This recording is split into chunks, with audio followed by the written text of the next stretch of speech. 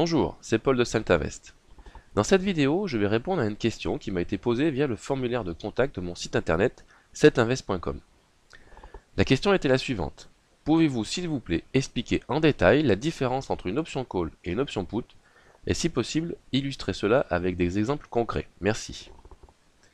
Alors je vais essayer de répondre au mieux à la question, mais je ne vais pas pouvoir entrer dans tous les détails car la vidéo serait trop longue. Pour connaître toutes les subtilités des options, je vous conseille de suivre mes formations. Vous pouvez suivre mes formations gratuitement, sous certaines conditions, ou à tarif réduit. Allez sur mon site dans la partie formation pour avoir davantage d'explications. Comme un petit dessin vaut mieux qu'un grand discours, voici un tableau pour vous montrer les différentes combinaisons possibles avec les options. Ceci est une vision très simplifiée de nos anticipations du sous-jacent lorsqu'on achète ou lorsqu'on vend un call ou un put. Si vous achetez un call, c'est que vous êtes haussier sur le sous-jacent. Comme vous pouvez le constater, si vous vendez un put, vos anticipations sont également haussières sur le sous-jacent. Maintenant, si vous achetez un put, c'est que vous êtes baissier sur le sous-jacent. Et comme vous pouvez le voir, si vous vendez un call, votre anticipation est également baissière sur le sous-jacent. Les traders options ont l'habitude de dire que les calls sont des puts et les puts sont des calls. En effet, il suffit d'acheter ou vendre le sous-jacent pour transformer une option call en une option put ou un put en call. En achetant ou vendant le sous-jacent, on peut créer très facilement ce qu'on appelle des options synthétiques et donc créer des puts avec des calls ou des calls avec des puts. Imaginons que vous ayez acheté un call. Il suffit de vendre le sous-jacent pour vous retrouver acheteur de puts synthétiques. Même chose avec l'achat d'un put. Il vous suffit d'acheter le sous-jacent pour que la combinaison des deux donne un call synthétique.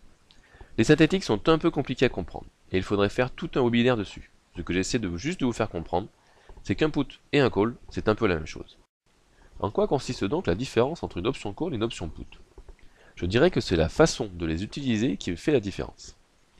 Pour illustrer mes propos, voici 4 graphiques représentant les pertes et profits à l'échéance de l'option pour l'achat d'un call en haut à gauche, la vente de put en haut à droite, l'achat de put en bas à gauche et la vente de call en bas à droite. Le A représente le strike de l'option acheté ou vendu. La ligne noire horizontale représente le prix du sous-jacent. Si le sous-jacent tombe à 0, son prix sera ici, à l'intersection de la ligne verticale. La ligne verticale représente les pertes ou profits. Au-dessous de la ligne horizontale, ce sont les pertes. Au-dessus, ce sont les gains. La ligne bleue représente les pertes et profits de l'option à l'échéance en fonction du prix du sous-jacent. Je vous rappelle que nous avons vu précédemment que nous pouvions acheter un call ou vendre un put si nous étions haussiers sur le sous-jacent. Sur les graphiques, on constate bien que si le sous-jacent monte par rapport au strike, on gagne de l'argent puisque notre ligne bleue se trouve au-dessus de la ligne horizontale. La différence primordiale entre l'achat de call et la vente de put est qu'avec l'achat de call, la perte est limitée au capital investi. Vous voyez que même si le sous-jacent tombe à 0, ma ligne bleue reste horizontale. On ne peut pas perdre plus que la prime de l'option achetée. Le gain, lui, est potentiellement illimité. Pour la vente de put, le gain est capé. On ne peut pas gagner plus que la prime reçue pour vendre l'option. Vous voyez que même si le sous-jacent monte indéfiniment, ma ligne bleue est toujours horizontale. En revanche, la perte est potentiellement très importante. Je vous passe l'explication pour l'achat de put et la vente de call, puisque c'est le même principe que ce que je viens de vous expliquer. Vous devez vous demander quel est donc l'intérêt de vendre des options si le gain est limité et le risque très important. Encore une fois, je ne veux pas rentrer dans les détails, mais pour faire simple, la réussite d'un trade lorsqu'on achète une option est plus faible que la réussite d'un trade lorsqu'on vend une option. Il est donc normal que la rémunération d'un trade à faible probabilité soit potentiellement plus élevée qu'un trade à forte probabilité. Revenons un instant sur nos graphiques de perte et profit et reprenons l'hypothèse où nous sommes haussiers sur le sous-jacent. Comme vous pouvez le voir, si j'achète une option de strike A, une faible hausse ne convient pas. Il faut une hausse suffisante pour dépasser le point mort et commencer à gagner de l'argent. En revanche, pour la vente de put, on constate que le sous-jacent peut partir dans le mauvais sens et baisser légèrement. Le trade est toujours profitable. Seule une baisse suffisamment prononcée nous fera perdre de l'argent.